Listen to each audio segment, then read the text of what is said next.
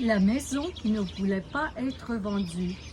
L'histoire de Lorlane et Jennifer qui, un jour, décidèrent de vivre leur rêve, de vendre leur propriété et d'aller s'installer au bord du lac Champlain, dans la sérénité. Les conditions.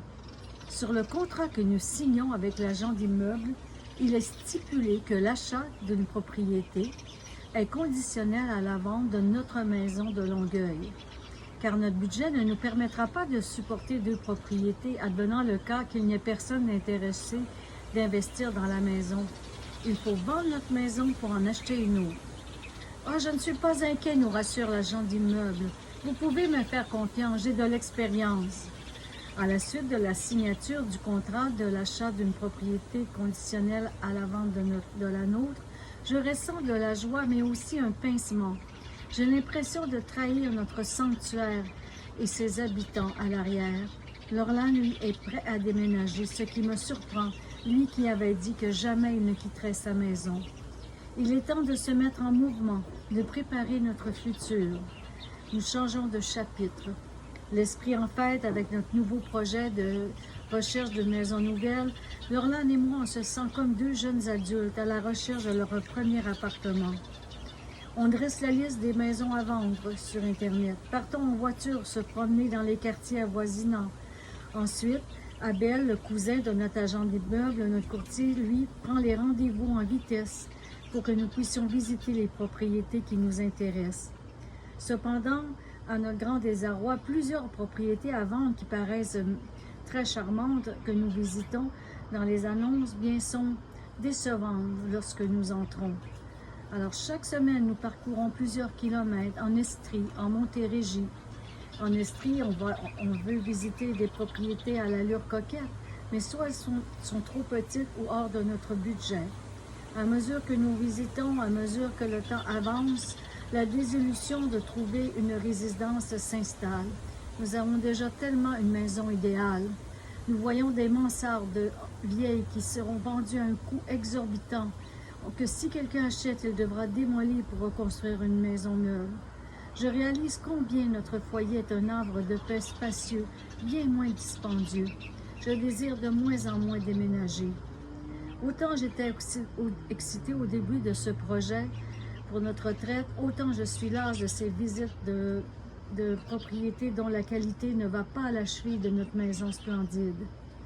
Sur la route du retour, après plusieurs visites, cette fin de dimanche après-midi, las, je partage mon choix à Lorlane. Chérie, les maisons que nous avons visitées aujourd'hui étaient les dernières pour moi.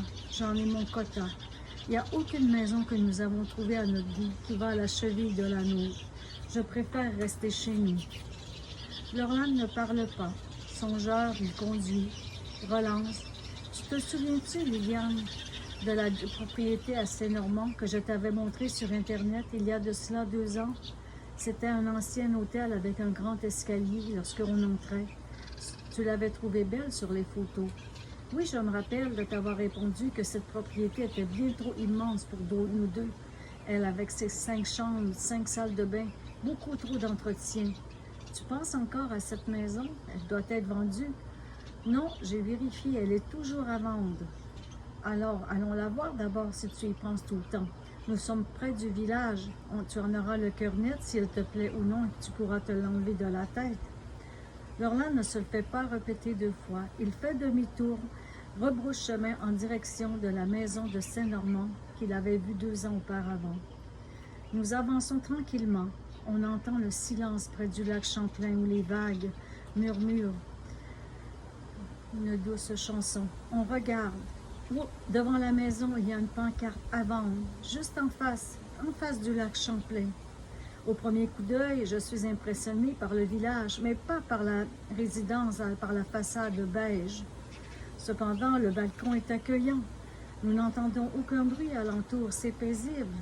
Je me sens enveloppée dans cette atmosphère.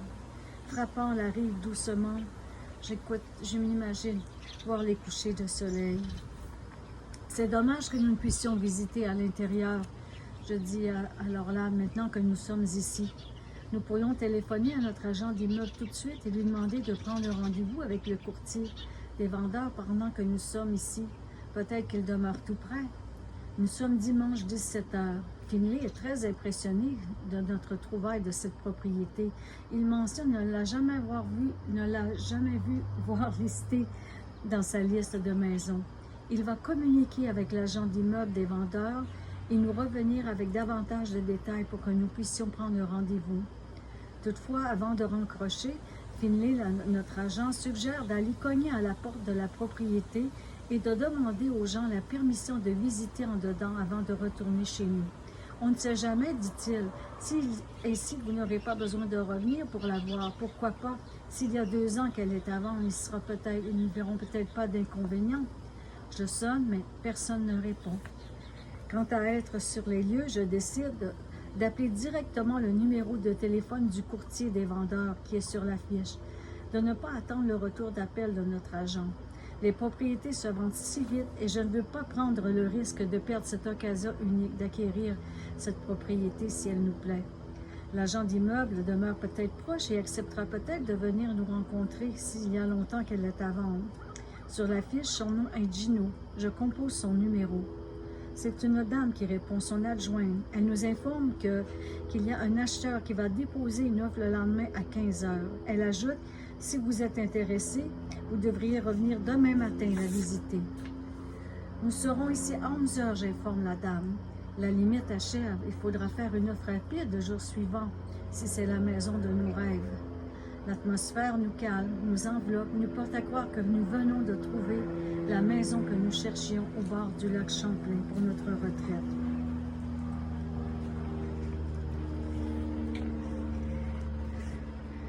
Visite avec l'agent d'immeuble Doris. Le lundi matin, Laurelane et moi n'avons pas bien dormi de la nuit, excités de retourner à Saint-Normand pour notre visite. On se dépêche, on s'habille, on roule les plus de 100 km en direction de la Maison Beige. À notre arrivée, Doris, la collègue du courtier Gino, nous attend dans le stationnement. Lorsque nous approchons pour la saluer, non courtoise, elle nous accueille avec froideur, nous fait des reproches de l'avoir appelée la veille directement et non d'avoir communiqué avec notre agent tel que stipulé dans les règles des agents d'immeuble. Moi, joyeuse de ce rendez-vous, je ne comprends pas son discours. Nous sommes des potentiels acheteurs et cette maison est à vendre depuis si longtemps. Elle va peut-être recevoir une commission si on achète la maison. Pourquoi nous traite-t-elle avec arrogance? Son attitude est étrange à notre égard. Pour une raison que j'ignore, cette dame Doris, l'agent, ne nous apprécie pas, ne semble pas enthousiaste de notre intérêt pour cette propriété vaste. Avant d'entrer, elle demande si notre courtier Finlay sera présent pour la visite. Nous l'informons que notre courtier est retenu par un problème dans sa famille. Elle rétorque, « Votre agent n'est pas un bon courtier dans ce cas. » Je n'ose plus ajouter un mot. Laurelane et moi suivons l'agente à l'intérieur. « Que c'est beau !» je m'exclame en traversant la porte, en apercevant le vestibule immense et l'escalier qui monte en haut. Laurelane et moi sommes transportés dans les années 40. Le décor feutré est digne des films mystérieux d'Hollywood de cette époque. Les murs s'élèvent vers les plafonds hauts de la résidence tels des piliers de temple. Le foyer en pierre imposant dans la salle de séjour nous invite à se détendre dans des fauteuils de velours.